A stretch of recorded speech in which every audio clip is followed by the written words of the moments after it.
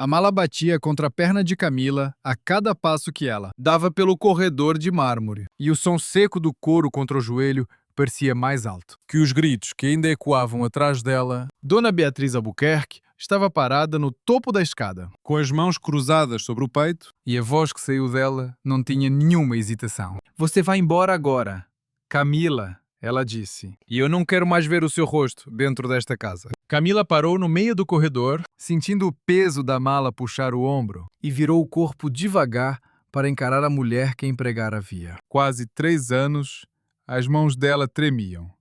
Não de frio, mas de uma raiva que ela vinha segurando havia semanas, engolida junto com o orgulho, e agora não havia mais espaço para guardar nada. "A senhora não precisa acreditar em mim", Camila respondeu, com a voz mais firme do que ela mesma esperava, "mas isso não muda quem é o pai do meu filho." Norberto Albuquerque surgiu na porta da biblioteca, com um copo de uísque ainda na mão, e balançou a cabeça como quem já tinha ouvido aquela conversa 100 vezes. Antes, ele não olhou para Camila diretamente. Preferiu falar como se ela não estivesse ali, como se fosse apenas um problema a ser resolvido pela esposa. "Beatriz, dá um dinheiro para ela e resolve isso logo", ele disse. "Essa história de que o Rafael é pai não faz sentido nenhum. O rapaz nem tinha família de verdade, quanto mais dinheiro para sustentar filho de motorista." "Rafael não é motorista."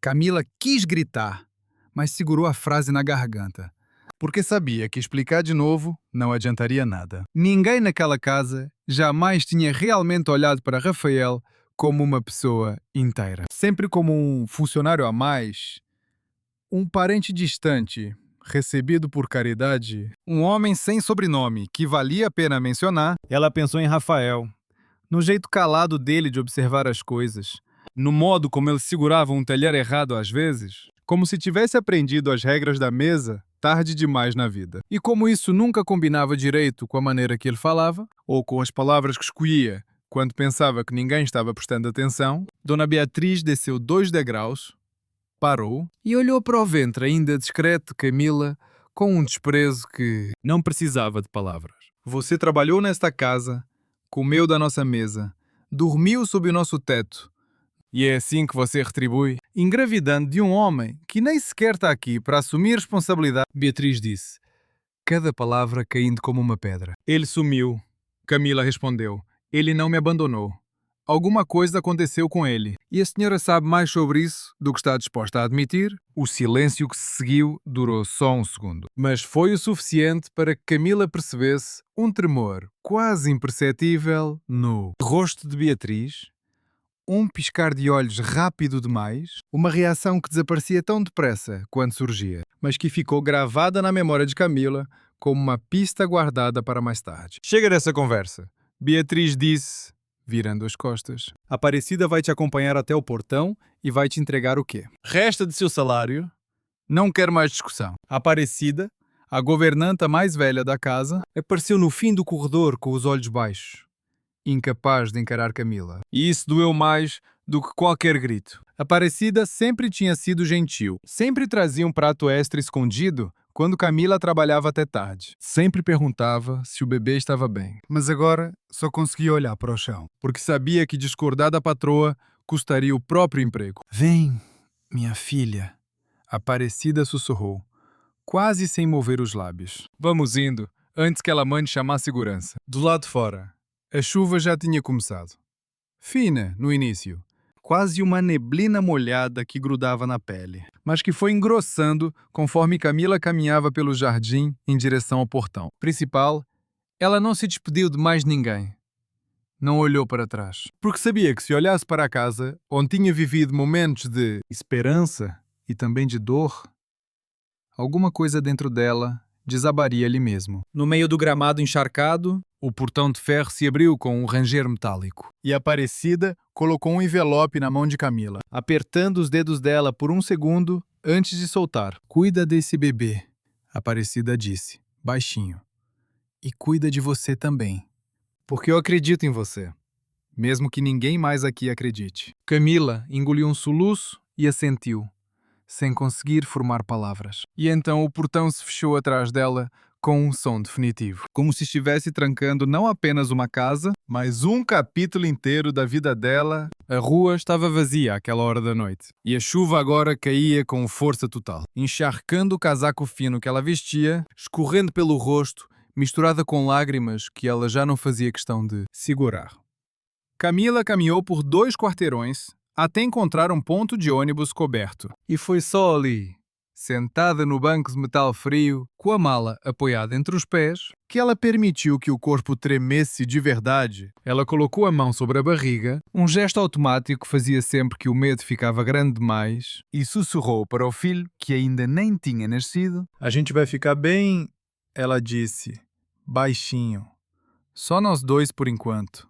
Mas vai ficar bem. Foi então que os dedos dela tocaram algo duro no bolso interno do casaco. Um objeto pequeno e frio que ela quase tinha esquecido que carregava. Ela puxou o item para fora e olhou para ele sob a luz. Amarelada do poste ao lado do ponto de ônibus, era um isqueiro de metal escurecido. Pesado demais para ser um objeto qualquer, com um brasão gravado em relevo na lateral. Um desenho que parecia um pássaro com as asas abertas sobre um escudo. Dividido em 4 partes, Rafael tinha deixado aquilo com ela na última noite antes de desaparecer, dizendo apenas que era importante e que ela deveria guardar, sem explicar o motivo, e Camila nunca tinha parado para examinar o objeto com atenção. Ocupada demais tentando entender para onde ele tinha ido, ela passou o polegar sobre o desenho gravado, sentindo os sulcos frios sob a chuva, e uma pergunta começou a se formar dentro dela. Insistente, incômoda. Por que um motorista teria um isqueiro de metal maciço com um brasão de família gravado, um objeto que parecia pertencer a alguém com sobrenome importante, a alguém que tinha história, alguém que tinha um lugar no mundo além dos fundos da casa dos Albuquerque? O ônibus chegou fazendo barulho e Camila guardou o isqueiro de volta no bolso, apertando-o com força, como se aquele pedaço de metal fosse a única coisa sólida que ainda lhe restava naquela noite. Ela subiu, pagou a passagem com moedas contadas e sentou-se perto da janela embaçada, vendo as luzes da cidade se espalharem borradas pelo vidro molhado. Durante o trajeto, sua mente voltou para os últimos meses ao lado de Rafael, para as conversas sussurradas na cozinha depois que todos já tinham ido dormir, para o jeito que ele sempre desviava o assunto quando ela perguntava sobre a família dele, sobre a infância, sobre de onde tinha vindo antes de aparecer na casa dos Albuquerque pedindo trabalho. Ele dizia que não gostava de falar do passado, que preferia construir alguma coisa nova. E Camila tinha aceitado aquilo sem questionar demais, porque também tinha suas próprias feridas que preferia não revisitar. Mas agora, sentada naquele ônibus, com a chuva batendo forte contra o vidro e o isqueiro pesando no bolso, ela começou a se perguntar se o silêncio de Rafael escondia não vergonha, mas alguma coisa muito maior. Algo que ele estava tentando proteger. Talvez até protegê-la a ela. O ônibus a deixou a 3 quarteirões do pequeno apartamento onde sua amiga Juliana morava. E Camila caminhou o resto do caminho debaixo de chuva, sem guarda-chuva, sem forças para se importar mais com o frio, que já tinha entrado nos ossos. Quando finalmente bateu na porta, Juliana abriu com os olhos arregalados, puxando-a para dentro imediatamente, sem fazer perguntas primeiro, apenas envolvendo-a em uma toalha e um abraço apertado. Eles te botaram para fora mesmo?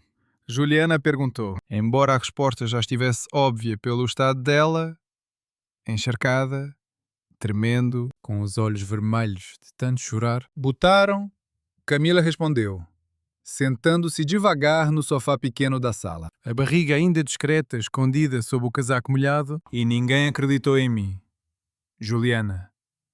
Nem por um segundo. Juliana trouxe um chá quente e sentou ao lado dela, segurando sua mão, deixando o silêncio existir por um tempo antes de perguntar qualquer outra coisa. Foi nesse silêncio que o celular de Camila, guardado no fundo da bolsa, vibrou com uma notificação. Ela pegou o aparelho com dedos ainda trêmulos e viu a tela iluminada. Uma chamada perdida. De um número que ela não reconhecia. Sem nome salvo. Apenas uma sequência de dígitos com um código de área que não era da cidade onde ela morava. Quem é? Juliana perguntou, olhando por cima do ombro dela. Não sei, Camila sussurrou, encarando a tela como se ela pudesse revelar alguma resposta apenas por insistência, mas alguma coisa dentro do peito dela apertou com uma mistura estranha de medo e esperança. Porque fazia semanas que nenhum número desconhecido ligava para ela. Aquela hora da noite. E por algum motivo que ela não sabia explicar, o isqueiro no bolso do casaco molhado parecia mais pesado do que nunca. O barulho da panela caindo no chão acordou Camila antes mesmo do despertador, e ela abriu os olhos sentindo o corpo pesado, como se as últimas semanas tivessem se acumulado nos ombros dela, feito pedras. Juliana já estava na cozinha, tentando fazer o mínimo de barulho possível, mas o apartamento era pequeno demais para qualquer silêncio real. Desculpa. Juliana sussurrou da porta do quarto. Não queria te acordar. Tudo bem. Camila respondeu, sentando devagar na cama emprestada. Já ia levantar mesmo. Fazia 3 semanas que ela dormia naquele sofá-cama, montado no canto da sala. 3 semanas contando moedas para saber se dava para comprar pão, ou se precisava esperar mais um dia. 3 semanas sentindo a barriga crescer, enquanto o mundo lá fora parecia decidido a fingir que ela não existia. O número desconhecido que tinha ligado na primeira noite nunca mais apareceu. E Camila já tinha ligado de volta tantas vezes que perdeu a conta, sempre caindo numa caixa postal vazia. Sem nome, sem mensagem gravada. Apenas um bip seco depois de longos toques. Ela levantou, foi até o pequeno espelho pendurado atrás da porta do banheiro e olhou para o próprio reflexo por um instante mais longo do que pretendia. As olheiras tinham ficado mais escuras, o rosto mais magro, apesar da barriga que crescia, e havia alguma coisa nos olhos dela que parecia ter envelhecido anos em poucas semanas. Depois do café da manhã, que era pouco mais que uma xícara de café puro e uma fatia de pão, Camila se arrumou com a roupa mais decente que ainda tinha, limpa, e disse a Juliana que precisava sair. Aonde você vai? Juliana perguntou, já sabendo pela expressão da amiga que não ia gostar da resposta. Vou até o centro, Camila disse, ajeitando o casaco sobre os ombros. Decidi que preciso descobrir o que esse símbolo significa. Ela tinha passado noites inteiras pesquisando no celular velho e rachado, digitando descrições do brasão gravado no isqueiro, tentando encontrar alguma correspondência entre o desenho do pássaro de asas abertas e o escudo dividido em 4 partes. Na madrugada anterior, exausta e sem conseguir dormir por causa do desconforto na coluna, ela finalmente tinha encontrado uma pista, um artigo antigo sobre uma empresa de construção civil e mineração chamada Ferreira. Empreendimentos, cujo logotipo antigo, usado até cerca de 15 anos atrás, antes de uma reformulação de marca, era exatamente aquele pássaro sobre o escudo. Juliana, você tem noção de quem são os Ferreira? Camila perguntou, mostrando a tela do celular para a amiga. Juliana franziu a testa, pegando o aparelho para olhar melhor. Claro que tenho. Ela disse, é uma das maiores construtoras do país. Tem prédio deles em quase toda a capital. Por que você está perguntando isso? Porque acho que o isqueiro que o Rafael me deixou tem o brasão antigo dessa família. Camila respondeu, e a voz dela tremeu um pouco ao dizer aquilo em voz alta. Pela primeira vez.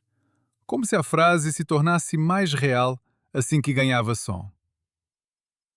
Juliana devolveu o celular devagar, os olhos arregalados. Camila, isso é loucura. Ela disse, você está dizendo que o Rafael, o rapaz que lavava carro e servia mesa na casa dos Albuquerque, pode ter alguma ligação com uma família de bilionários? Eu não sei o que estou dizendo.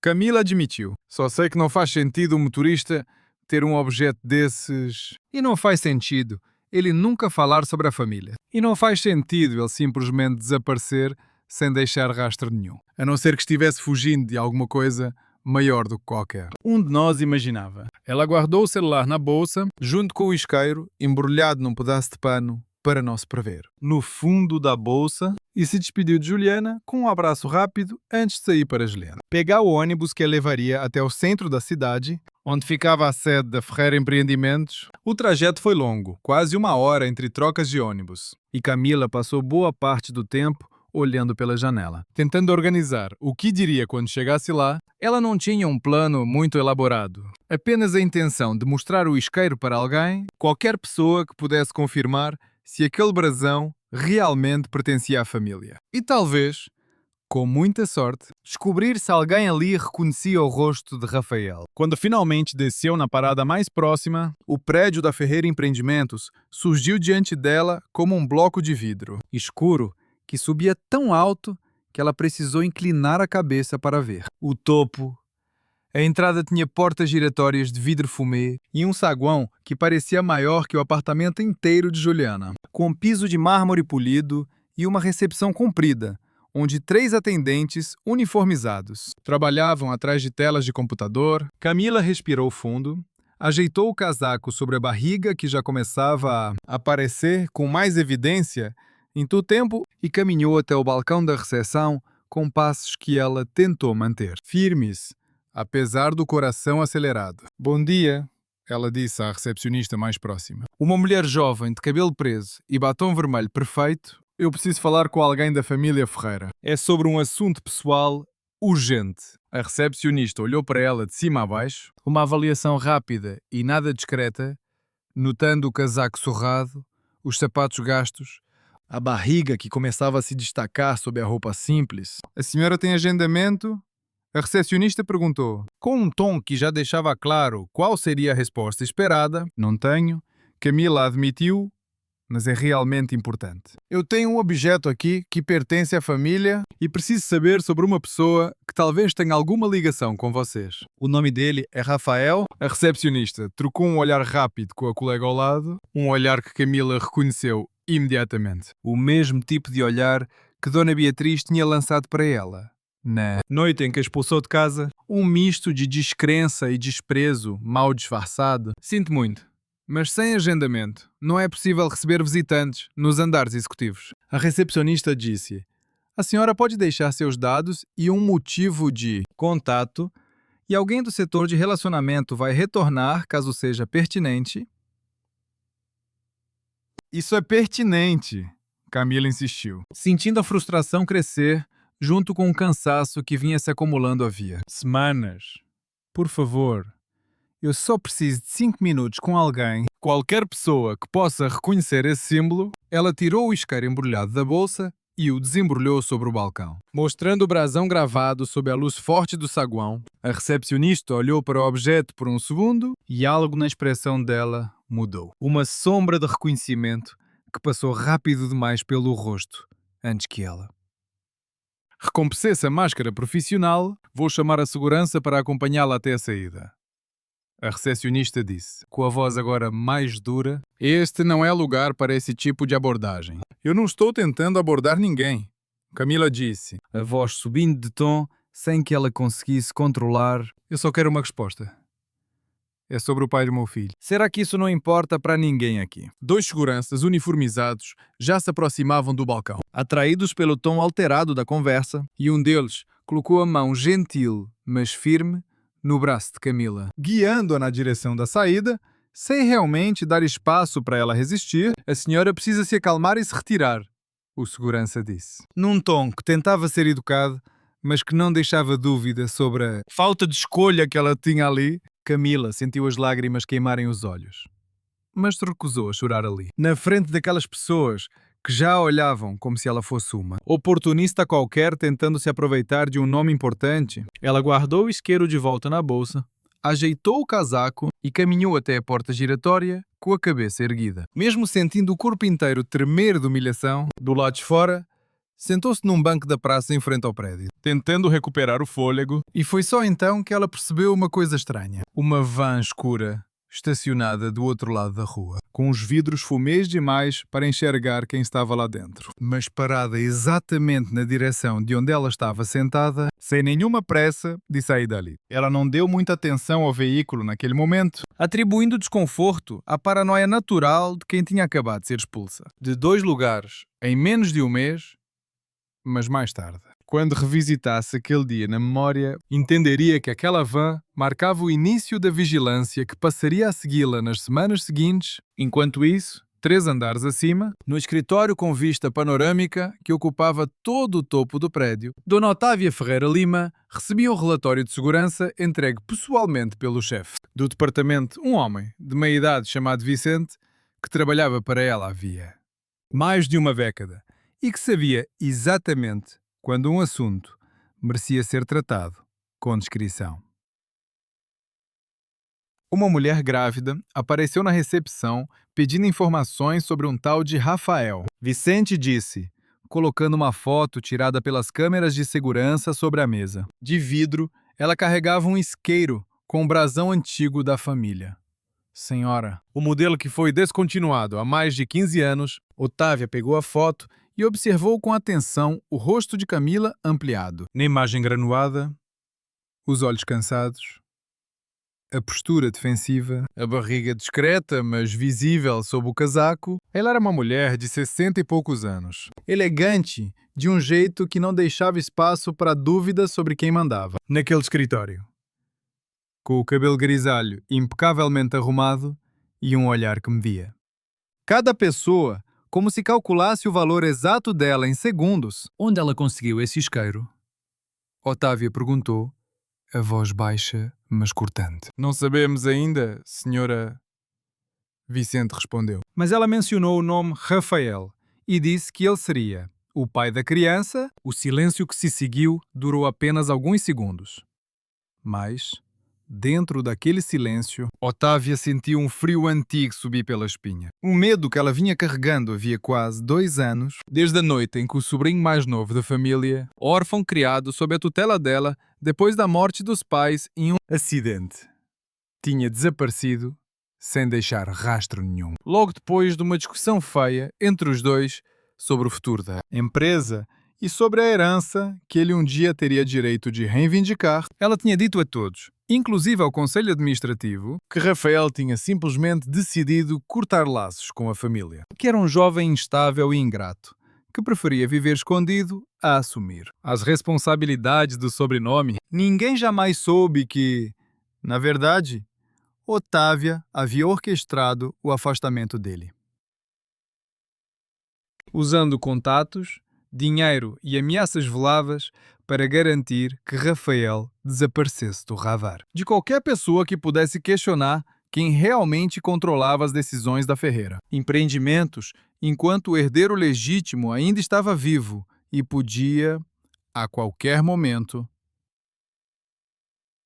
decidir voltar e reivindicar o que lhe era de direito. Quero essa mulher sob vigilância discreta, Otávia disse finalmente, sem revelar nada da tempestade que se formava por trás dos olhos calmos. Quero saber onde ela mora, com quem ela fala, e quero um relatório médico assim que possível sobre o estágio da gravidez dela. A senhora acha que pode ser verdade?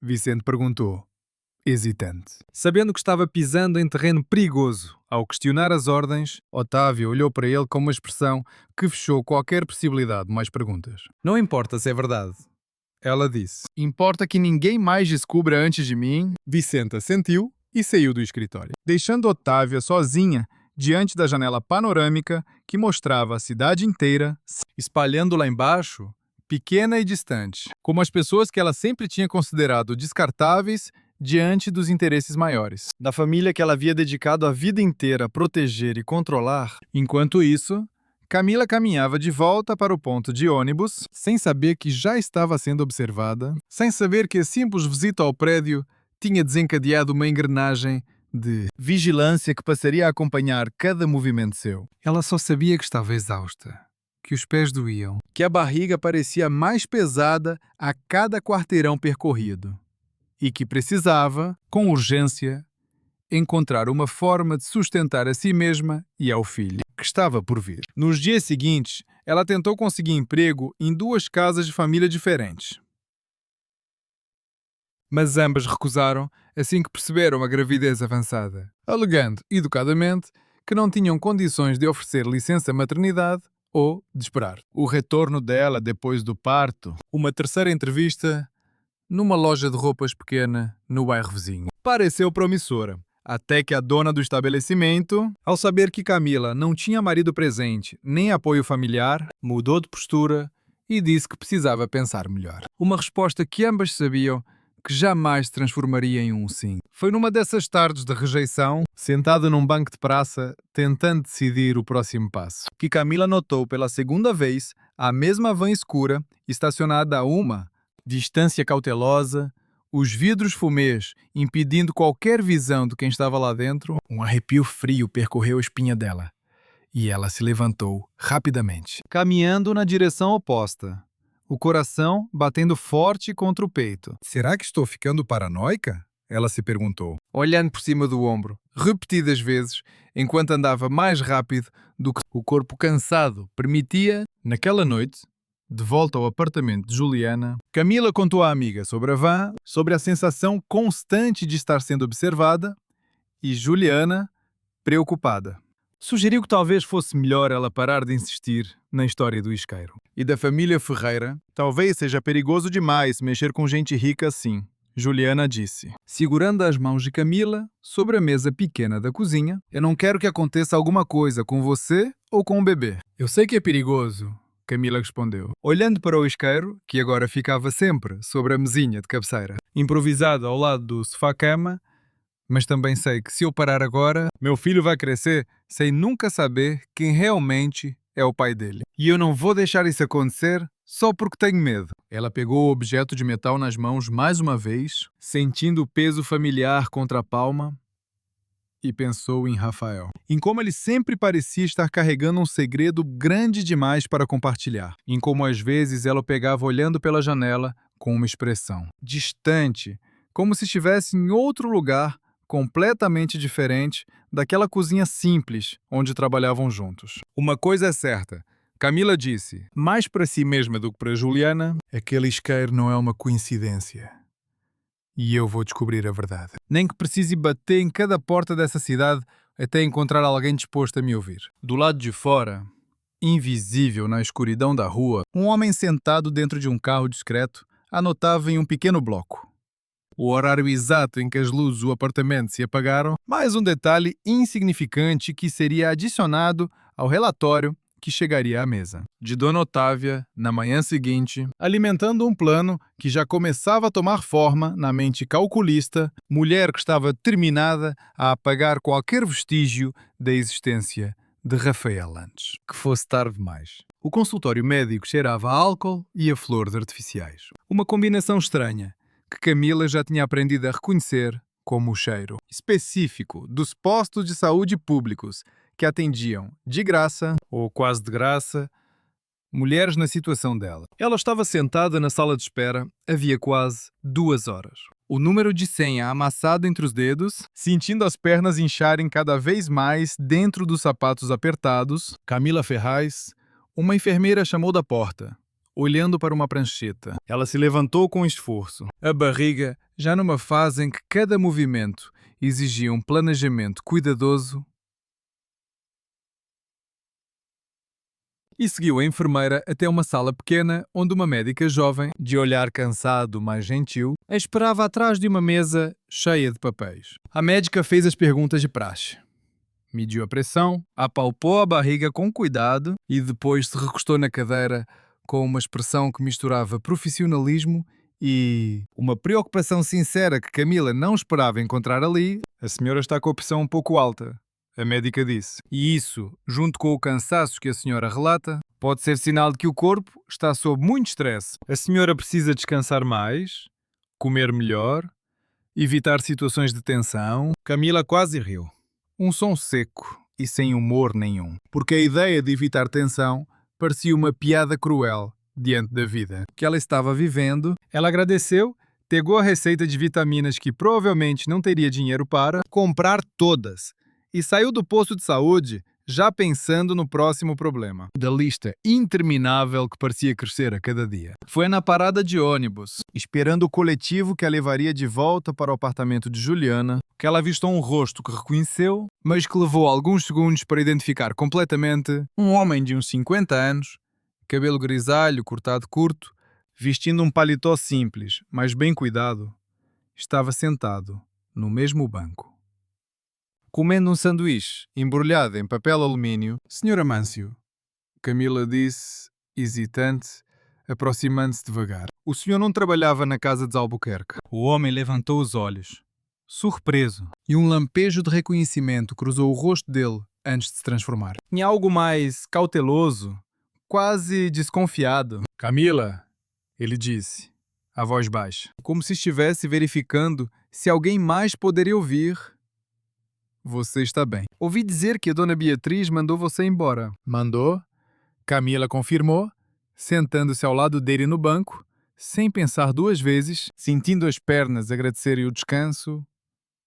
O senhor ainda trabalha lá? não, ele respondeu. Saí faz uns meses. Motivo de saúde. Mas a verdade é que já não aguentava mais aquele ambiente. Muita coisa escondida debaixo do tapete naquela casa. Camila sentiu o coração acelerar. Amâncio tinha sido o motorista mais antigo da família Albuquerque. Um homem discreto, que quase nunca falava sobre os patrões, mas que sempre tratava os funcionários mais novos com uma gentileza silenciosa que Camila sempre tinha apreciado. Se havia alguém que talvez soubesse alguma coisa sobre Rafael, era ele. Senhor Amâncio, Ela disse, tentando controlar a ansiedade na voz. O senhor conheceu o Rafael de verdade. Sabe alguma coisa sobre a família dele? Sobre de onde ele veio antes de aparecer lá em casa? O rosto do homem mudou completamente. A cautela se transformando em algo que parecia genuína preocupação. E ele olhou rapidamente para os dois lados da rua antes de responder. Um gesto que não passou despercebido por Camila. Por que você está perguntando isso agora? Ele quis saber. A voz reduzida, quase a um sussurro. Porque eu estou grávida dele.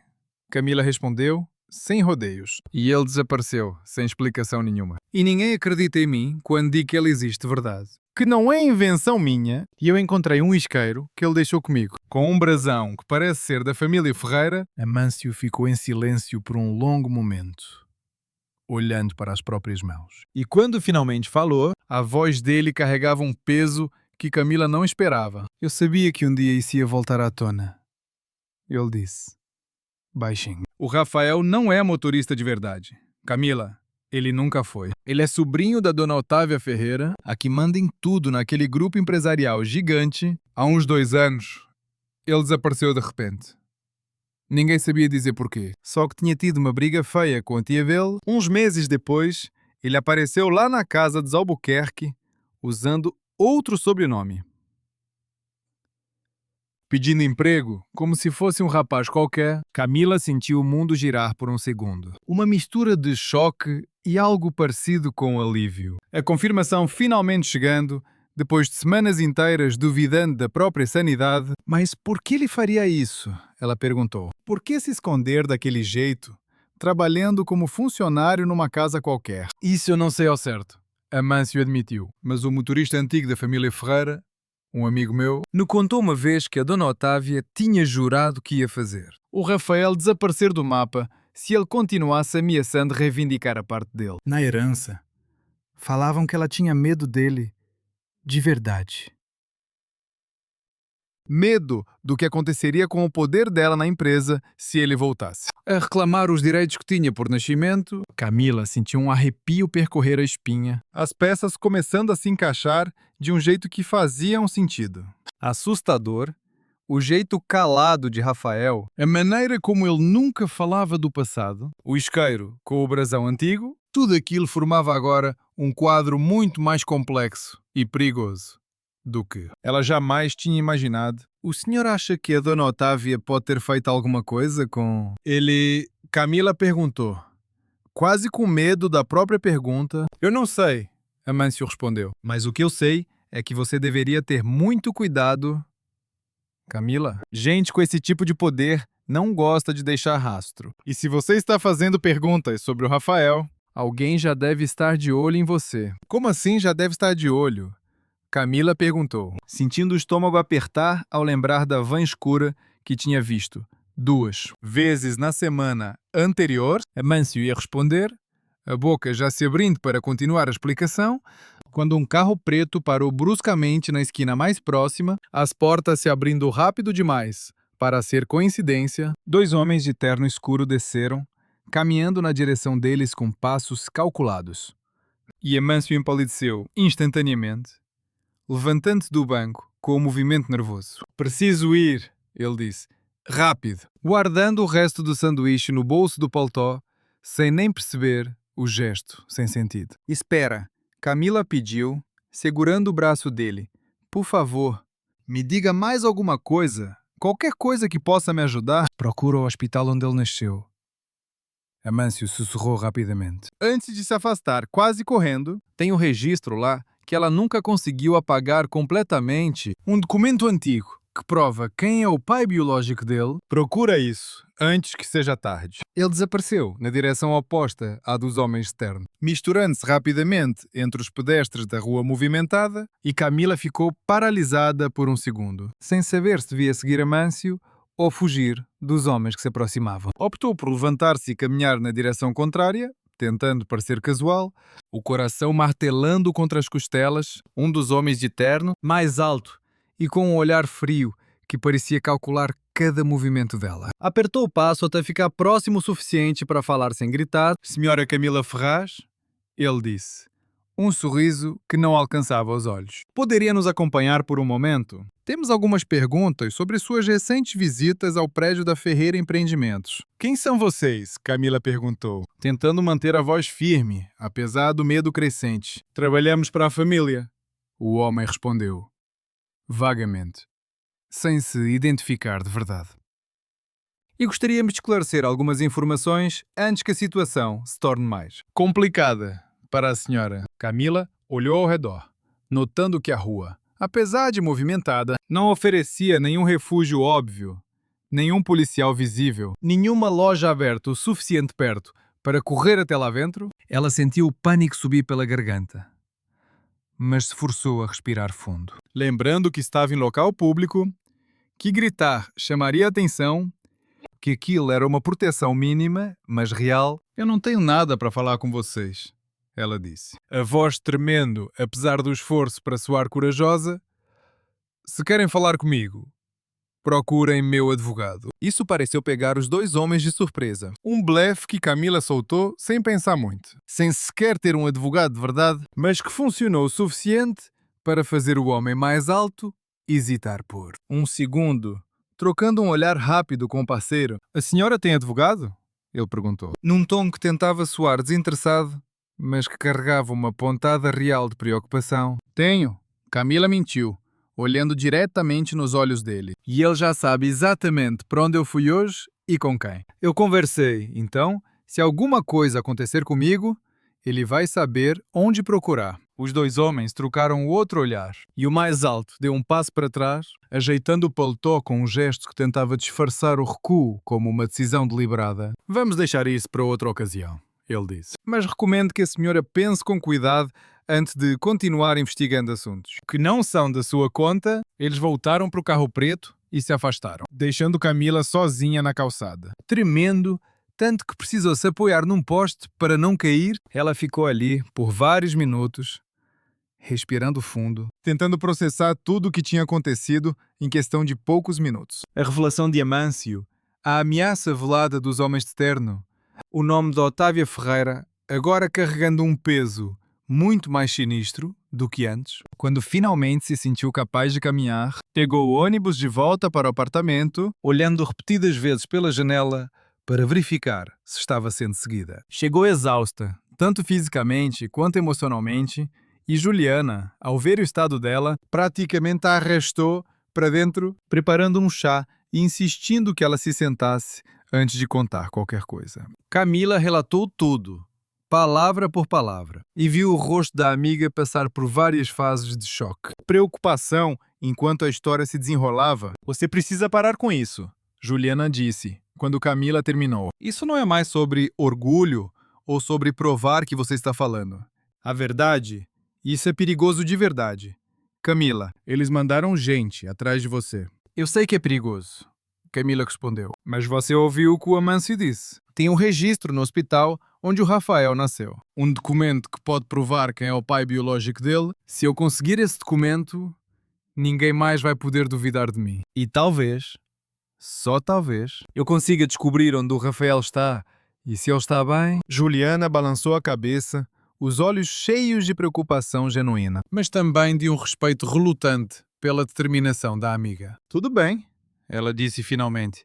Mas se você vai fazer isso, não vai fazer sozinha, eu vou com você. Naquela noite, deitada no sofá-cama, Camila sentiu o bebê se mexer dentro dela pela primeira vez de um jeito que ela conseguiu identificar claramente. Um pequeno chute contra a palma da mão que ela mantinha apoiada sobre. A barriga, lágrimas silenciosas escorreram pelo rosto dela. Uma mistura complicada de medo, esperança e um amor feroz que crescia junto com cada semana de gestação. Eu vou descobrir a verdade sobre seu pai, ela sussurrou para a barriga, no escuro do apartamento pequeno.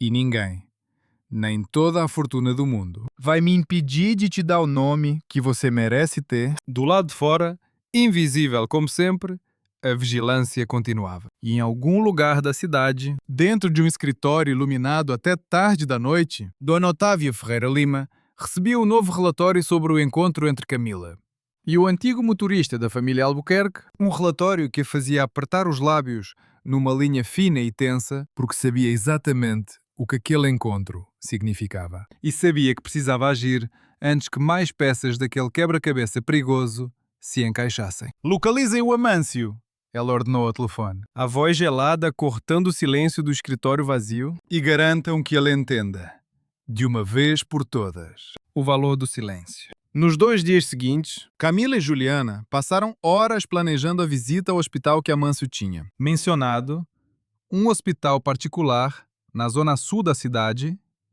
conhecido por atender famílias de posses havia décadas. Juliana pesquisou o endereço exato e as duas decidiram que a melhor abordagem seria se apresentar como se estivessem buscando informações rotineiras sobre um parente falecido, evitando mencionar o sobrenome Ferreira até que fosse estritamente necessário. Na manhã em que finalmente foram até lá, Camila vestiu a roupa mais apresentável que ainda possuía, tentando parecer o mais discreta possível, enquanto Juliana carregava uma pasta com alguns documentos falsos de identificação que um primo dela, que trabalhava numa gráfica, tinha ajudado a preparar às pressas uma mentira pequena, que ambas sabiam ser arriscada, mas necessária. O hospital tinha uma recepção elegante, muito diferente do posto de saúde onde Camila fazia o pré-natal, com poltronas de couro e uma atendente que sorria com uma cordialidade profissional. Impecável, quando Camila mencionou que precisava consultar registros antigos de nascimento. Alegando pesquisar a árvore genealógica da própria família, a atendente pediu que aguardasse enquanto verificava a disponibilidade do setor de arquivos. Foram quase 40 minutos de espera tensa, durante os quais Camila sentiu o coração bater tão forte que temeu que alguém pudesse ouvir. Quando finalmente foram chamadas, uma funcionária do arquivo, uma mulher de meia idade, com óculos grossos e um jeito cansado de quem trabalhava ali havia anos demais, explicou que registros com mais de 20 anos exigiam autorização judicial ou comprovação de parentesco direto para serem liberados, especialmente quando envolviam famílias que pagavam pelo chamado sigilo estendido. Um serviço que Camila nunca tinha ouvido falar antes, mas que imediatamente reconheceu como mais uma camada de proteção que o dinheiro dos Ferreira tinha comprado ao longo dos anos. A senhora sabe-me dizer se existe algum registro de nascimento sob o sobrenome Ferreira arquivado aqui? Camila perguntou, arriscando a pergunta direta, já sem energia para manter o disfarce por mais tempo. A funcionária olhou para ela com uma expressão que misturava surpresa e cautela. Repentina, digitando alguma coisa no computador antigo à sua frente, antes de responder. Existe um registro. Sim, ela disse, baixando a voz. Mas esse arquivo específico está marcado com uma restrição especial. Alguém da família colocou um bloqueio há quase 2 anos, dizendo que era por motivo de segurança. Ninguém, sem autorização direta da própria Dona Otávia, consegue acessar. Camila sentiu o estômago revirar. A confirmação de que o documento existia, misturada com a frustração de saber que estava tão perto e ainda assim impossibilitada de alcançá-la. Ela agradeceu à funcionária e ela e Juliana saíram do hospital em silêncio. Ambas absorvendo o peso daquela descoberta parcial. Pelo menos agora sabemos que existe mesmo, Juliana disse, enquanto caminhavam de volta para o ponto de ônibus. Isto é alguma coisa? Não é. Camila concordou. Mas também significa que a Dona Otávia sabe exatamente o que está escondendo e vai proteger esse segredo com unhas e dentes. Sentada no ônibus, Olhando pela janela suja, Camila pegou o isqueiro do bolso mais uma vez, virando entre os dedos, e pensou em Rafael, em onde ele estaria naquele exato momento. Se estaria vivo, se pensava nela, se sabia que teria um filho. A dúvida a corroía por dentro, mas junto com ela crescia também uma determinação que não existia semanas atrás. Uma certeza silenciosa de que não desistiria até encontrar as respostas que aquela cidade inteira parecia decidida a esconder dela. A dor começou de madrugada, um aperto profundo que atravessou as costas de Camila e a fez sentar-se. De repente, no sofá-cama, o coração disparado, antes mesmo que a mente processasse completamente o que estava acontecendo, ela olhou para o relógio na parede, 3h20 da manhã, e sentiu outra onda de dor apertar o corpo inteiro. mais forte que a anterior. Juliana, ela chamou, a voz embargada pelo medo. Juliana, Acho que é hora. faltavam ainda 5 semanas para a data prevista e o pânico que tomou conta de Camila naquele instante era diferente de qualquer medo que ela tinha sentido nos meses anteriores, um terror puro e físico que não deixava espaço para pensamentos organizados. Juliana acordou sobressaltada e em poucos minutos as duas estavam do lado de fora do prédio, tentando parar um táxi na rua vazia enquanto Camila dobrava de dor a cada contração. O hospital público mais próximo ficava a 20 minutos de distância e o trajeto pareceu durar uma eternidade, cada solavanco do carro arrancando gemidos que Camila tentava abafar mordendo o próprio lábio. Quando finalmente chegaram, uma equipe de enfermagem a recebeu com uma pressa profissional, colocando-a numa cadeira de rodas e levando-a direto para a sala de pré-parto. Enquanto Juliana ficava para trás, preenchendo formulários com informações que mal conseguia lembrar de tanta ansiedade, as horas seguintes transformaram numa névoa de dor. Luzes fluorescentes e vozes de médicos e enfermeiras falando em termos técnicos que Camila mal conseguia processar. Alguém mencionou que o parto estava progredindo rápido demais para o tempo de gestação, que seria necessário cuidado extra por causa da prematuridade, e Camila, entre uma contração e outra, sentiu um medo novo se instalar. O medo de que algo desse errado, de que ela perdesse o único elo que ainda tinha com Rafael antes. Mesmo de conhecê-lo direito, o bebê nasceu pouco antes das 8 da manhã. Um choro fino, mais forte, preenchendo a sala.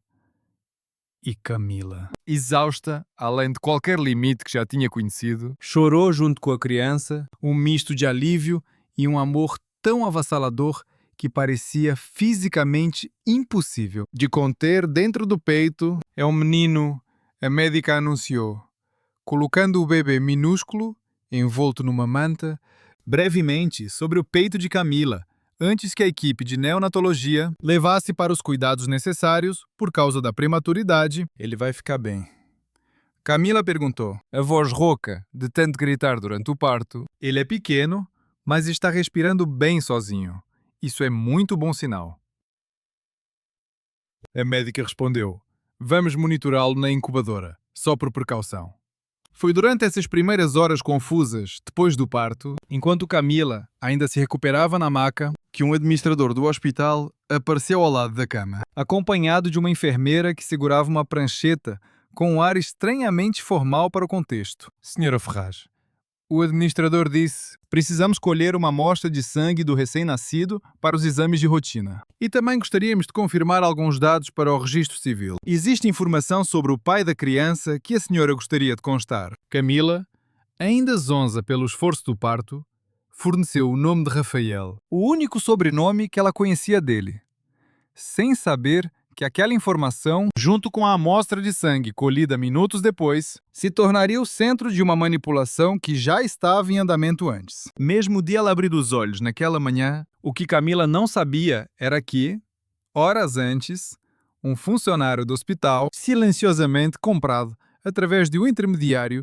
que jamais revelaria a verdadeira origem do suborno, tinha recebido instruções específicas de Dona Otávia para que qualquer amostra biológica relacionada ao nome Rafael ou Ferreira fosse imediatamente sinalizada e, se possível, substituída ou contaminada antes de chegar ao laboratório de análises genéticas. A vigilância que seguia Camila havia semanas tinha, finalmente, alcançado seu objetivo mais delicado, a possibilidade de impedir que qualquer prova biológica ligasse definitivamente aquele recém-nascido à família Ferreira. Enquanto isso, a quase 400 quilômetros dali, numa propriedade rural isolada que pertencia a um primo distante da família, que servia havia 2 anos como uma espécie de prisão disfarçada de refúgio. Rafael acordava naquela mesma manhã, sentindo uma inquietação que não conseguia explicar. Um pressentimento que apertava o peito sem motivo aparente. Ele tinha sido mantido ali sob o pretexto de um tratamento de saúde mental que jamais existirá de verdade, isolado de telefones, internet e qualquer contato com o mundo exterior, vigiado constantemente por funcionários que respondiam apenas a Otávia e que, apesar de tratá-lo com uma cordialidade fria, jamais permitiam que ele saísse dos limites da propriedade sozinho. Nos últimos meses, porém, Rafael tinha conseguido conquistar a confiança de um dos seguranças mais jovens, um rapaz chamado Diego, que trabalhava ali havia apenas alguns meses e que, aos poucos, começou a questionar internamente a moralidade do que estava fazendo parte, sem entender completamente por que um homem aparentemente saudável era mantido isolado daquele jeito. Naquela manhã específica, Diego apareceu no quarto de Rafael mais cedo do que o habitual, com uma expressão tensa no rosto. "Vim me despedir", Diego disse, baixinho, fechando a porta atrás de si. "Vou pedir demissão hoje. Não aguento mais fazer parte disso." E antes de ir embora, decidi te contar uma coisa que ouvi ontem à noite. Uma ligação que não deveria ter escutado. Rafael sentiu o corpo inteiro tensionar. 2 anos de silêncio forçado tinham ensinado a ele a importância de cada pedaço de informação que conseguia captar daquele mundo do qual estava excluído. "O que você ouviu?" Rafael perguntou, a voz baixa, mais urgente. Ouvi a Dona Otávia falando ao telefone sobre uma mulher grávida, dizendo um nome, Camila, e falando sobre um bebê que precisava ser mantido longe da empresa. Diego disse, e ela mencionou seu nome também, disse que era importante controlar a situação antes que você descobrisse. O mundo pareceu parar por um instante ao redor de Rafael.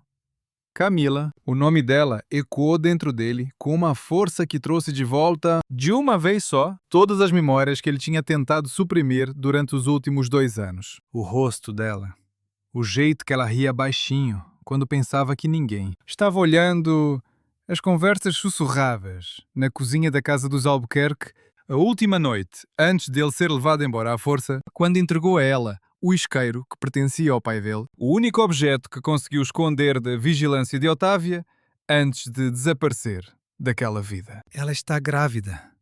Rafael perguntou, mal conseguindo formar as palavras. "Grávida de mim." Foi o que entendi da ligação. Diego confirmou, e pelo jeito que a Dona Otávia falava, parecia preocupada. Muito preocupada. Como se fosse algo que pudesse ameaçar o controle dela sobre a empresa. Rafael sentiu uma onda de raiva tão intensa que precisou se apoiar na parede para não perder o equilíbrio. 2 anos de sua vida roubados. Escondido como um problema a ser gerenciado, enquanto a mulher que ele amava enfrentava sozinha uma gravidez. Provavelmente sendo tratada como mentirosa ou oportunista por uma família que jamais soube. É verdade, sobre quem ele realmente era. "Eu preciso sair daqui." Rafael disse, os olhos fixos em Diego. "Agora?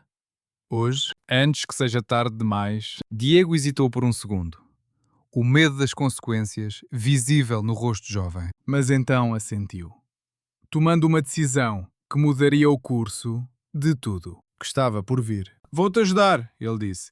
"Tenho as chaves do portão dos fundos e meu turno termina em 1 hora. Se a gente for rápido, ninguém vai perceber até que seja tarde demais para nos impedir." A fuga aconteceu com uma tensão silenciosa que parecia esticar cada segundo até o limite.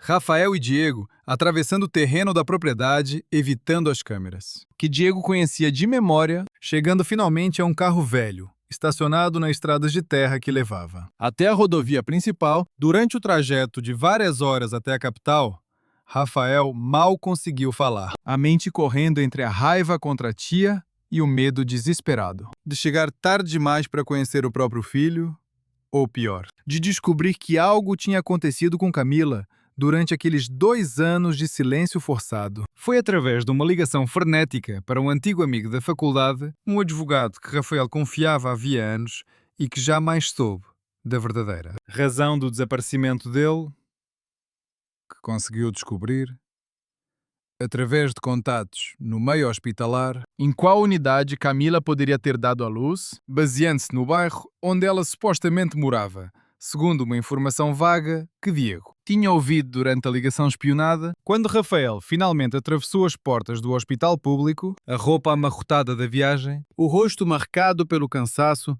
de 2 anos de isolamento e horas, estrada sem parar, ele carregava consigo uma pasta com documentos que Diego, antes de se separarem, tinha ajudado a recuperar escondidos num cofre da propriedade, cópias de certidões antigas, fotografias de infância e uma carta que o próprio pai de Rafael tinha escrito anos atrás, reconhecendo-o formalmente como herdeiro.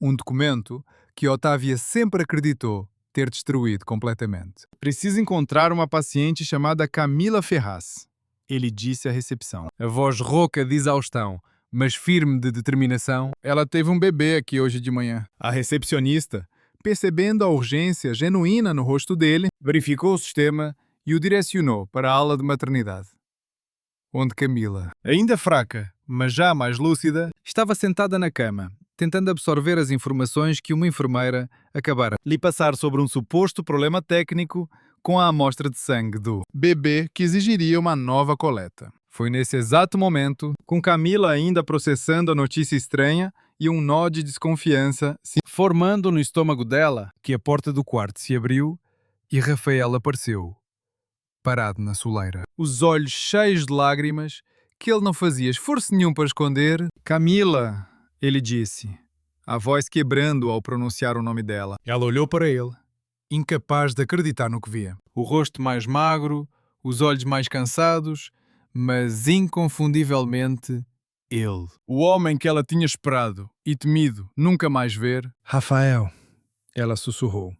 E então as lágrimas vieram, incontroláveis. Uma mistura impossível de alívio, raiva e amor que ela não conseguia separar em palavras. Ele atravessou o quarto e se ajoelhou ao lado da cama, segurando a mão dela com uma delicadeza que contrastava com a urgência desesperada em seus olhos. Eu não te abandonei, ele disse, rapidamente. Antes que ela pudesse dizer qualquer coisa, eles me levaram. Minha tia me manteve isolada esse tempo todo. Eu não sabia de você. Do bebê? Eu juro que não sabia. Camila sentia um turbilhão de emoções. A raiva dos meses de solidão, lutando contra o alívio de finalmente entender. De finalmente ter a confirmação de que não tinha sido abandonada por escolha. Onde você estava? Ela perguntou, a voz tremendo. 2 anos. Rafael. 2 anos. Sem uma palavra. Eu vou te explicar tudo. Ele prometeu. Mas agora eu preciso saber. Onde está nosso filho? Ele está bem. Foi nesse momento que a porta se abriu novamente. E o mesmo administrador de antes entrou acompanhado de 2 seguranças do hospital, com uma expressão que tentava parecer profissional, mas que carregava um nervosismo mal disfarçado. Senhor, ele disse, dirigindo-se a Rafael com um misto de reconhecimento e cautela. O senhor não pode estar aqui sem autorização. Meu nome é Rafael Ferreira.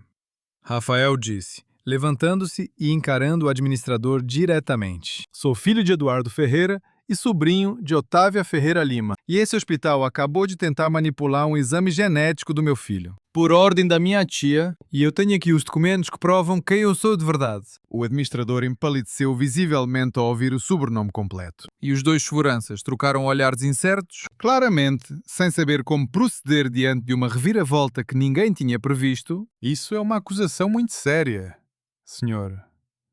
O administrador conseguiu dizer, finalmente. Precisamos verificar isso com cuidado antes de qualquer coisa. Então verifiquem, Rafael disse, colocando a pasta de documentos sobre a mesinha ao lado da cama. E enquanto isso, Quero uma nova coleta de sangue de meu filho, feita na frente de testemunhas, e quero que essa amostra seja enviada para um laboratório independente escolhido por mim, não pelo hospital. Uma enfermeira, que tinha permanecido silenciosa no corredor durante toda a confusão, Observando tudo com uma expressão cada vez mais desconfortável, deu um passo à frente.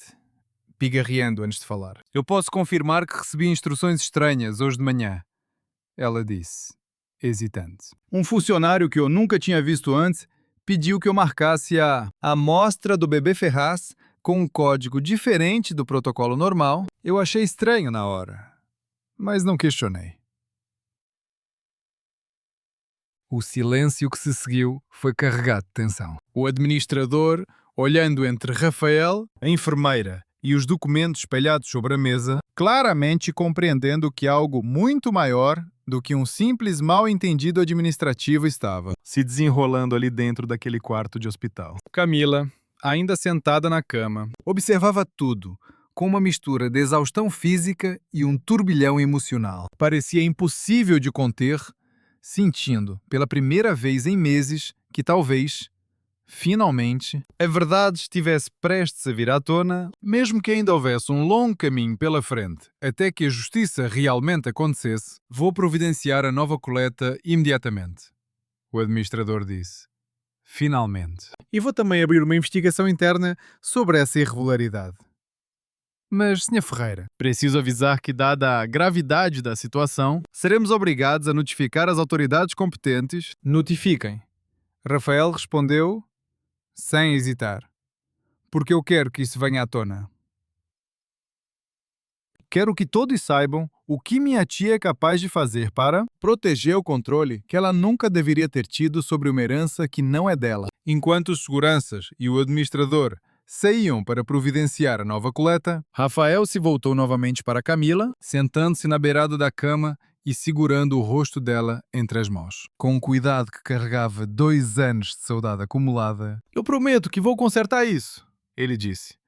Todo esse tempo perdido, toda a dor que você passou sozinha, eu vou fazer minha tia responder por cada segundo disso. Camila sentiu, ainda incapaz de confiar completamente na segurança repentina daquele momento, sabendo, com uma certeza fria, que crescia dentro dela, que Dona Otávia jamais aceitaria aquela derrota sem lutar, e que a parte mais perigosa daquela batalha, provavelmente, ainda estava por vir. A 3 andares do escritório principal da Ferreira Empreendimentos, Vicente entrou correndo na sala de Otávia, o rosto pálido, segurando o celular com mãos trêmulas. Senhora, ele disse, sem conseguir esconder o pânico na voz. O Rafael escapou da propriedade.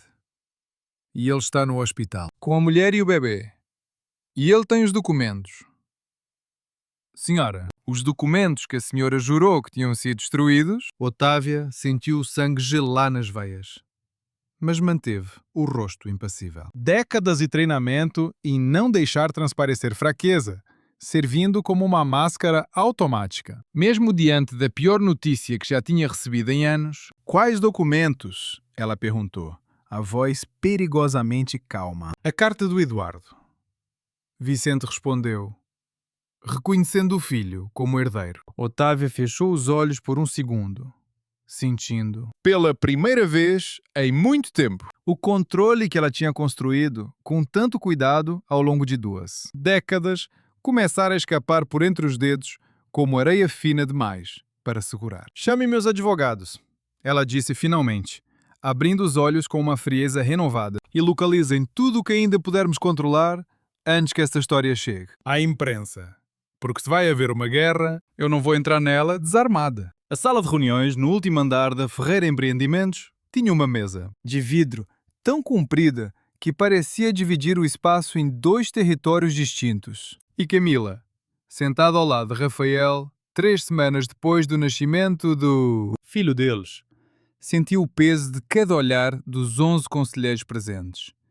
Todos vestidos em ternos escuros que pareciam parte de um uniforme silencioso de poder. Dona Otávia Ferreira Lima entrou por último, acompanhada de 2 advogados que carregavam pastas grossas, e caminhou até à cabeceira oposta da mesa com o mesmo porte ereto de sempre, como se nada naquela sala pudesse realmente abalá-la. Ela se sentou, Cruzou as mãos sobre a mesa de vidro e olhou diretamente para Rafael com uma expressão que misturava desafio e algo que quase parecia mágoa genuína. Você trouxe um bebê e uma funcionária de casa de família para uma reunião de conselho, Otávia disse, a voz fria. Isso já demonstra o quanto essa acusação é desesperada. Rafael não se abalou. Ele tinha passado as últimas 3 semanas reconstruindo, pedaço por pedaço, a documentação que Diego tinha ajudado a resgatar. E agora, com o apoio de 2 advogados que representavam os interesses dos acionistas minoritários, sentia-se preparado como jamais tinha se sentido antes. Camila não é funcionária de casa de família.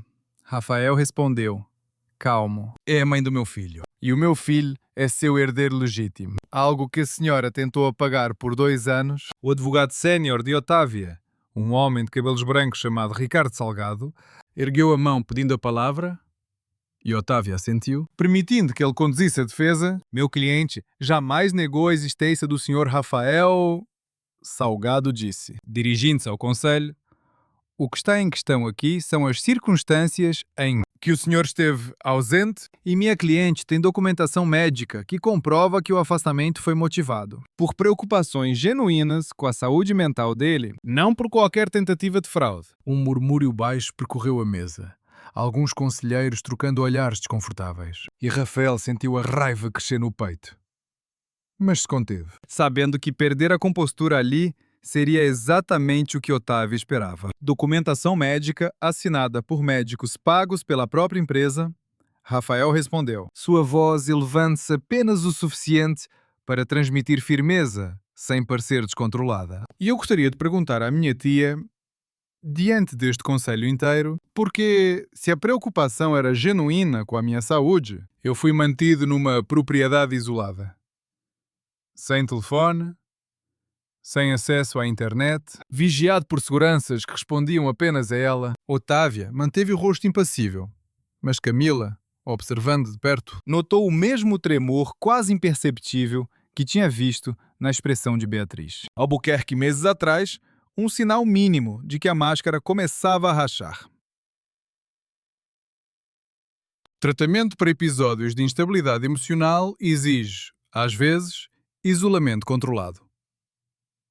Otávia disse, a voz ainda firme, mas com uma tensão nova por baixo das palavras. Eu fiz o que qualquer tutora responsável faria. Eu tenho 29 anos. Rafael respondeu. Você não é minha tutora há mais de uma década. E episódios de instabilidade emocional não exigem que um homem seja impedido de fazer uma ligação telefônica por 2 anos inteiros. Um dos conselheiros mais jovens, uma mulher chamada Fernanda Cavalcante, que tinha entrado no conselho recentemente, representando um fundo de investimento minoritário, ergueu a mão. Eu gostaria de ver esses documentos que o senhor mencionou, ela disse, dirigindo-se a Rafael diretamente, a carta que comprovaria o reconhecimento formal de herdeiro. Rafael abriu a pasta que carregava e distribuiu cópias ao redor da mesa, incluindo a carta manuscrita do próprio pai, datada de anos antes da morte dele, reconhecendo Rafael como filho legítimo e herdeiro de sua parte na empresa, junto com certidões antigas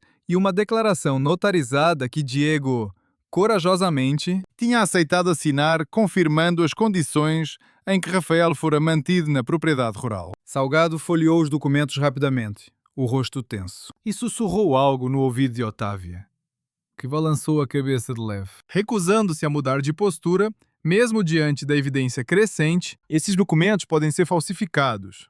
Otávia declarou, sua voz agora carregando um traço de urgência que não estava lá antes. Eu exijo uma perícia completa antes que qualquer decisão seja tomada. Fernanda Cavalcante trocou um olhar com outro conselheiro mais velho, um homem chamado Osvaldo, que tinha estado no conselho havia mais de 20 anos e que, até aquele momento, permanecera em silêncio quase completo. Otávia, ele disse finalmente, a voz cansada, mas firme. Eu conheci o Eduardo por 30 anos, essa é a letra dele.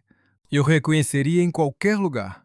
E você sabe disso tão bem quanto eu. O silêncio que se seguiu durou vários segundos longos, e Camila sentiu o coração bater forte no peito, observando o rosto de Otávia se contorcer numa expressão que, pela primeira vez desde que Camila tinha ouvido falar dela, parecia genuinamente perdida. Eu fiz o que precisava ser feito para proteger essa empresa. Otávia disse finalmente, a voz mais baixa, quase um sussurro, carregado de 2 décadas de justificativas acumuladas. O Eduardo morreu cedo demais. Deixou tudo instável. E eu construí isso do zero, enquanto o Rafael era apenas uma criança. Eu não ia simplesmente entregar tudo de volta assim que ele completasse idade suficiente para reivindicar. Você não construiu do zero. Rafael respondeu, a voz agora carregada de uma tristeza que substituía a raiva. Você administrou o que meu pai já tinha construído E ao invés de me preparar para um dia assumir minha parte, lado de você. você decidiu que era mais fácil me apagar. Osvaldo bateu levemente na mesa, chamando a atenção de volta para o procedimento formal. Proponho que este Conselho vote pela suspensão imediata de Otávia Ferreira Lima, da Presidência Executiva, ele disse, até que uma investigação completa determine a extensão dessas alegações, incluindo a possível manipulação de exames laboratoriais no hospital, conforme relatado pelo próprio pessoal médico envolvido. A votação aconteceu em silêncio, tenso, mão erguida após mão erguida. Até que ficou claro que a maioria esmagadora do Conselho apoiava a suspensão. Otávio observou cada voto sendo registrado, o rosto agora completamente sem a máscara de controle que tinha usado. Vida inteira substituída por algo mais cru, mais humano. Uma derrota que ela claramente jamais tinha imaginado enfrentar. Isso não termina aqui. Ela disse, levantando-se abruptamente. Seus advogados se apressando para acompanhá-la. Vocês vão ouvir de mim novamente. Ela saiu da sala com passos rápidos. E Camila, observando aquela saída, sentiu um misto complicado de vitória e uma pena inesperada por aquela mulher, que tinha construído uma vida inteira sobre o medo de perder o controle, apenas para descobrir que o controle nunca tinha sido tão sólido quanto ela acreditava. A vitória no Conselho, porém, não se traduziu imediatamente em vitória legal. 2 semanas depois, Camila e Rafael se sentaram lado a lado numa sala de audiências, esperando que o juiz responsável pelo processo de reconhecimento oficial, paternidade e herança se pronunciasse sobre o pedido de liminar que garantiria direitos do bebê de forma definitiva. O juiz, um homem sério de óculos grossos, folheou os documentos apresentados com uma expressão que não revelava nada sobre sua decisão. E quando finalmente falou, a notícia não foi a que Camila e Rafael esperavam. Este tribunal reconhece a gravidade das alegações apresentadas, o juiz disse, mas nota que a amostra de sangue original do recém-nascido, colhida no dia do nascimento, apresenta irregularidades no protocolo de cadeia de custódia que impedem sua utilização como prova definitiva.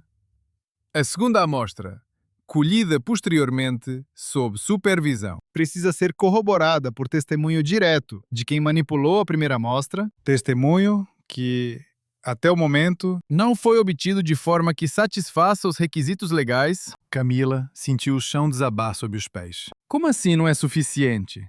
Ela perguntou, virando-se para o advogado que os representava, um homem jovem chamado Bruno, que Fernanda Cavalcante tinha recomendado pessoalmente. A enfermeira que testemunhou no hospital mudou o depoimento.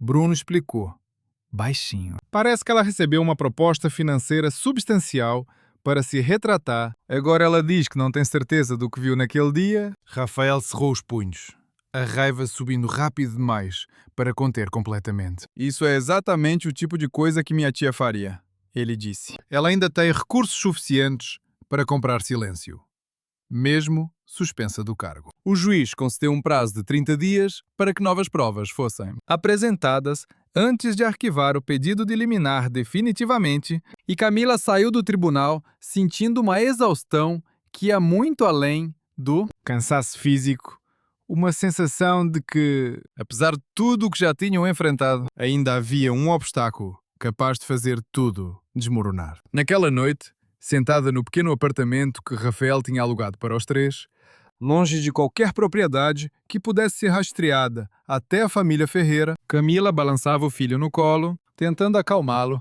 enquanto processava a notícia do dia. Talvez a gente devesse simplesmente aceitar viver sem o reconhecimento oficial, ela disse, olhando para Rafael que andava de um lado para o outro da sala. Pequena, remexendo em papéis espalhados sobre a mesa. Não, Rafael respondeu, parando de andar e olhando diretamente para ela. Meu filho merece o nome dele por completo e você merece que o mundo inteiro saiba que você nunca mentiu sobre nada. Foi Camila, e não Rafael, quem teve a ideia decisiva na manhã seguinte.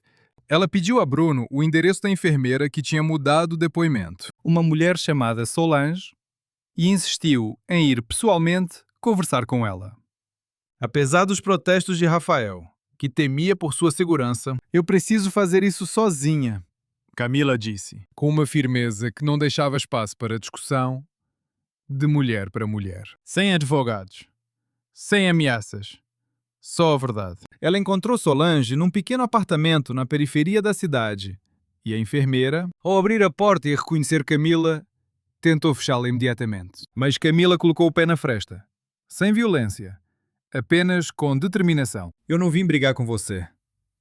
Camila disse, rapidamente. Eu só preciso que você olhe para mim e me diga, olhando nos meus olhos, que você realmente não tem certeza do que viu naquele dia. Solange hesitou, a porta ainda entreaberta, e algo no rosto dela vacilou. Uma mistura de culpa e medo que Camila reconheceu imediatamente, porque era o mesmo tipo de medo que ela mesma tinha carregado durante meses inteiros. Eles me ofereceram dinheiro suficiente para pagar o tratamento da minha mãe. Solange disse finalmente, a voz quebrando. Minha mãe está com câncer. Eu não tinha escolha. Camila sentiu o peito apertar de compaixão. Mesmo sabendo o quanto aquela mentira tinha custado a ela e ao próprio filho, eu entendo o desespero. Camila disse, baixinho. Eu também fiz coisas por desespero nos últimos meses. Mas Solange, meu filho é um recém-nascido inocente e a verdade que você sabe pode garantir que ele tem um nome. E os direitos que merece? Você não precisa aceitar mais dinheiro deles. Existe proteção legal para testemunhas. Existe um jeito de você fazer a coisa certa sem perder tudo? Solange ficou em silêncio por um longo momento, olhando para o chão. E então, finalmente, abriu a porta completamente, convidando Camila para entrar. Eu vou contar a verdade, ela disse, sentando-se pesadamente numa cadeira da sala pequena. Eu vi um homem que eu nunca tinha visto antes trocar o rótulo. Da amostra, ele me pagou para dizer que não tinha visto nada se alguém perguntasse depois. 2 horas depois, Bruno tinha em mãos um novo depoimento formal, assinado e reconhecido em cartório, junto com a promessa de proteção legal que garantiria que Solange não sofresse retaliação financeira ou de outro tipo por reverter sua declaração anterior. Foi apenas uma semana depois, com o novo depoimento já protocolado no tribunal e a expectativa de uma decisão favorável mais próxima do que nunca, que Camila e Rafael finalmente tiveram uma noite de verdadeira tranquilidade, sentados no pequeno quarto que tinham montado para o bebê, agora já com quase 2 meses de vida. E crescendo forte apesar do início prematuro, Rafael estava sentado no chão, encostado na parede ao lado do berço, observando o filho dormir, enquanto Camila terminava de dobrar roupinhas pequenas numa cesta ao lado dele. O silêncio confortável entre os dois era diferente de qualquer coisa que tinham. Compartilhado nos meses turbulentos anteriores, um silêncio que não precisava ser preenchido às pressas. Eu queria te pedir desculpa, Rafael disse, quebrando o silêncio. A voz baixa para não acordar o bebê, por todo o tempo que você passou sozinha, por todas as portas que bateram na sua cara enquanto eu estava trancado. Numa fazenda, sem sequer saber que você existia naquela situação, Camila parou de dobrar as roupas e olhou para ele. Sentando-se ao lado dele no chão, as costas encostadas na mesma parede, você não escolheu ficar longe, ela disse. Eu sei disso agora. Mas queria te perguntar uma coisa. Por que você nunca me contou a verdade sobre quem você era? Mesmo antes de tudo isso acontecer. A gente passou meses conversando, dividindo a mesma cozinha, e você nunca confiou em mim o suficiente para me contar? Rafael baixou os olhos, pensativo, escolhendo as palavras com cuidado. No começo, eu tinha medo de que, Se você soubesse quem eu era de verdade, tudo mudasse entre a gente. ele disse, eu queria que você gostasse de mim pelo que eu era. Ali, lavando louça, ouvindo suas histórias, não pelo nome que eu carregava. E depois, quando percebi que estava apaixonado, tive medo que contar a verdade colocasse você em perigo. Porque eu sabia, no fundo, que minha tia jamais aceitaria alguém como você entrando na família. Ela teria feito exatamente o que fez, só que talvez de um jeito ainda pior, se soubesse desde o início. Camila sentiu os olhos marejarem, não de tristeza, mas do reconhecimento doloroso da complexidade daquela situação toda. Eu tive medo também, ela admitiu. Medo de pedir ajuda, de mostrar fraqueza. Porque cresci sendo ensinada que mulher que pede demais é vista como interesseira. Então, quando você desapareceu, eu preferi sofrer em silêncio a implorar para qualquer pessoa que acreditasse em mim. Rafael pegou a mão dela, entrelaçando os dedos, e olhou diretamente nos olhos. A gente não pode mais fazer isso, ele disse. Guardar as coisas importantes um do outro. Por medo do que pode acontecer, eu quero construir uma vida com você onde a gente conta a verdade. Primeiro. Mesmo quando é difícil. Mesmo quando dá medo. Isso é um pedido de casamento disfarçado de conversa filosófica. Camila perguntou, um sorriso pequeno, mas genuíno, aparecendo pela primeira vez em muito tempo. Rafael riu. Um som leve que preencheu o quarto pequeno de um jeito, que fez até o bebê se mexer levemente no berço antes de voltar a dormir profundamente. Talvez seja, ele disse, mas eu queria fazer isso direito. Quando tudo estiver resolvido, quando você souber, com certeza absoluta, que está escolhendo ficar comigo porque quer. Não porque as circunstâncias empurraram a gente para isso. Camila se aproximou dele, encostando a cabeça no ombro dele, sentindo pela primeira vez em meses um alívio genuíno que não vinha acompanhado de medo constante. Eu já escolhi você faz tempo, ela disse, baixinho. Desde antes de saber qualquer coisa sobre isqueiros, ou impérios, ou heranças. Eu escolhi você quando você ainda era só um homem quieto que sempre segurava o talher errado na mesa. Rafael riu de novo, mais baixo dessa vez, e beijou o topo da cabeça dela. Os dois permanecendo sentados no chão do quarto pequeno, ao lado do berço onde o filho deles dormia, tranquilos pela primeira vez em muito tempo, sabendo que a batalha ainda não tinha terminado completamente, mas que, ali naquele momento específico, tinham construído algo que nenhuma manipulação ou poder financeiro conseguiria destruir ou desfecho. 3 semanas depois, o juiz finalmente proferiu a decisão definitiva, reconhecendo formalmente Rafael como pai biológico da criança e determinando, com base no conjunto completo de evidências, incluindo o testemunho revisado de Solange e a documentação apresentada no conselho, que o bebê tinha direito integral à herança e ao sobrenome Ferreira. A investigação interna sobre a manipulação da amostra de sangue, combinada com as evidências do isolamento forçado de Rafael, resultou na expulsão definitiva de Otávia Ferreira Lima do Conselho Administrativo, além de processos criminais que se estenderiam por meses, mas que já marcavam, de forma irreversível, o fim do controle que ela tinha exercido sobre a empresa por 2 décadas. Numa tarde ensolarada, meses depois, Camila caminhava pelo jardim da propriedade principal da família Ferreira, agora administrada por Rafael, com o apoio renovado do conselho, carregando o filho já mais forte e saudável no colo, enquanto Rafael conversava animadamente com Osvaldo e Fernanda sobre os planos da empresa. Para os próximos anos, Aparecida, a antiga governanta da Casa dos Albuquerque, que Camila tinha reencontrado e convidado para trabalhar com eles depois de saber que ela tinha sido demitida por questionar demais as decisões de Beatriz. Apareceu no jardim carregando uma bandeja de limonada. Sorrindo largamente ao ver a cena, quem diria? Aparecida disse, aproximando-se de Camila. Aquela noite de chuva parecia o fim do mundo. E olha só onde vocês chegaram. Camila sorriu, olhando para o filho que dormia tranquilo em seus braços.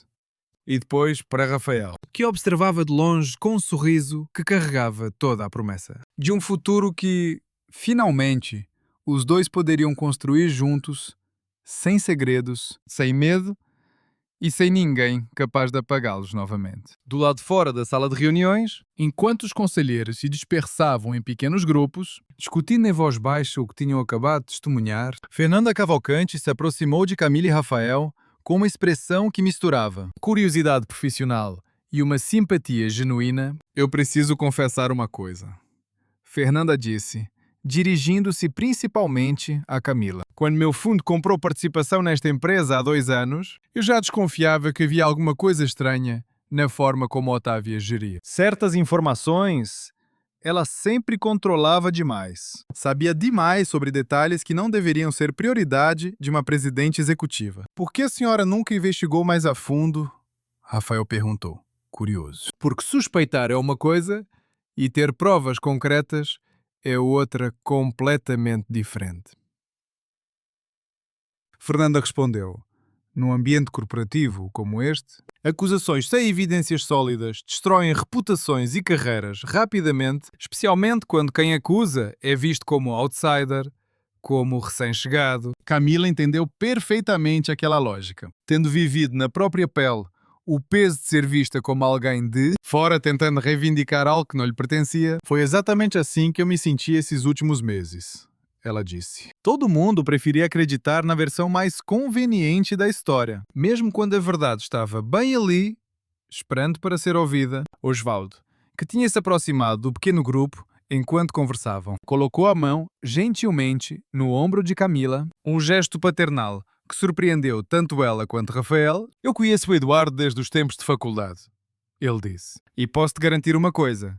Senhora Ferraz, eu jamais teria permitido que o próprio neto crescesse sem reconhecimento. Se ele estivesse vivo hoje, teria orgulho enorme de ver você lutando dessa forma pelo filho. Aquelas palavras, vindas de um homem que tinha convivido de perto com a família por décadas, tocaram Camila de um jeito que ela não esperava. Uma validação que ela nunca tinha imaginado que precisaria tanto até recebê-la. Obrigada, ela disse. A voz embargada. Isso significa mais do que o senhor imagina. Nos dias seguintes, enquanto o processo de suspensão formal de Otávia era finalizado e a investigação criminal começava a tomar forma, Camila percebeu que o ambiente dentro da empresa mudava gradualmente. Funcionários antigos, que antes evitavam contato visual com ela, agora paravam para cumprimentá-la. Nos corredores, alguns até compartilhando, em conversas breves e cautelosas, histórias sobre pequenas crueldades que tinham testemunhado Otávia cometer ao longo dos anos. Contra qualquer pessoa que ameaçasse seu controle absoluto, uma dessas funcionárias, uma mulher que trabalhava no departamento jurídico havia 15 anos, procurou Camila num corredor silencioso e, olhando para os lados antes de falar, sussurrou uma informação que se tornaria crucial nas semanas seguintes. Existe uma segunda propriedade, ela disse, rapidamente. Onde a dona Otávia guardava documentos que preferia manter longe dos escritórios principais, achei que vocês deveriam saber. Caso precisem de mais provas para o processo criminal, essa informação, repassada imediatamente a Bruno, levaria semanas depois à descoberta de um arquivo inteiro de registros que comprovavam não apenas a manipulação da amostra de sangue do bebê, mas também um padrão mais amplo de decisões questionáveis que Otávia tinha tomado. Ao longo dos anos, para consolidar seu poder, informações que fortaleceriam significativamente tanto o processo civil de reconhecimento de herança, quanto a investigação criminal que corria em paralelo. Nos meses seguintes ao reconhecimento oficial, Camila decidiu usar parte de sua nova posição para criar um pequeno programa de apoio dentro da empresa, destinado a mulheres grávidas que enfrentavam situações de vulnerabilidade parecidas com a que ela tinha vivido, oferecendo assistência jurídica gratuita e suporte financeiro temporário para quem precisasse. O programa começou modesto, financiado inicialmente com recursos pessoais dela e de Rafael, mas cresceu rapidamente conforme mais pessoas dentro da empresa, tocadas pela história, que já circulava informalmente pelos corredores, decidiram contribuir voluntariamente. Juliana, que tinha acompanhado cada passo daquela jornada desde a primeira noite de chuva, foi convidada por Camila para ajudar a coordenar o programa. Um convite que ela aceitou emocionada, finalmente podendo transformar a lealdade incondicional que sempre demonstrara em algo concreto e duradouro. Quando Otávia foi formalmente indiciada, Meses depois, a notícia correu rapidamente pelos jornais económicos do país e Camila, lendo a matéria numa manhã tranquila, com o filho brincando ao lado dela. No tapete da sala, sentiu não exatamente alegria pela desgraça de outra pessoa, mas um alívio profundo de saber que a verdade, por mais que tivesse demorado, finalmente tinha vencido.